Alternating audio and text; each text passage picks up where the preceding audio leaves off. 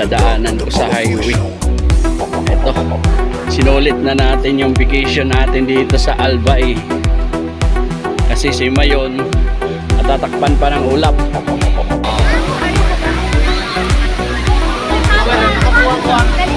Lima pa.